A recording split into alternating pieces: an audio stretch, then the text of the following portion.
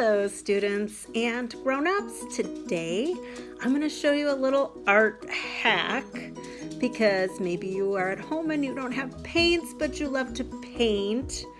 I'm going to give you a little trick that maybe you can do a little bit of painting at home, okay? To do this painting hack, you're going to need some paper, a little bit of plain water, a paintbrush, and if you don't have a paintbrush, you can use some Q-tips, a plastic lid, and some water-based markers like Crayola markers. The thing I'm going to do is turn this lid into a paint palette, and I'm going to turn it into a paint palette by coloring some marker onto the lid. Now it has to be water-based marker because if it was a permanent marker, this wouldn't work. So markers like Crayola are water-based, and I'm just going to color my colors that I want to use, and I probably want to use all the colors onto my palette. And once I have all the colors I want to use colored on, then I'll be ready to paint. I have my paint palette ready. I just have a little jar of plain water, and I have a paintbrush, and I have Q-tips. So if you don't have a paintbrush, you can still do a little fun painting with the Q-tips. So you're just gonna take your paintbrush and wet it,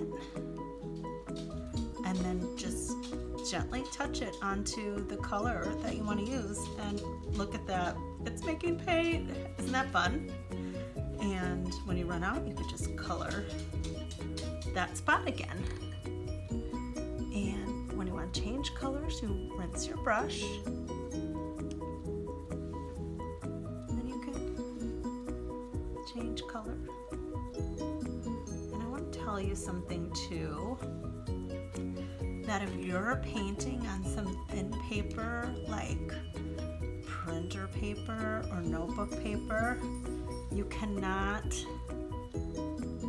paint over the same spot a whole bunch of times, or you will make a hole in your paper and then you'll rip it and you'll be so sad. So once you've painted in a spot, don't paint that spot anymore.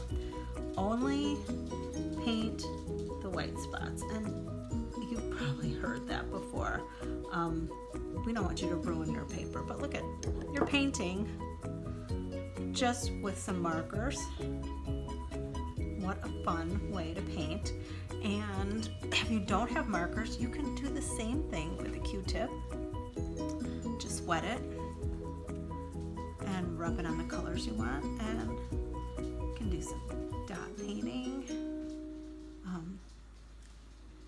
You can, paint some little areas. Just be very gentle with your touch when you're using a Q-tip, and I would probably change Q-tips for each color so they don't get messy, but dots work out great. And that's a little painting hack with markers, and I'd love to know if you try. Have fun.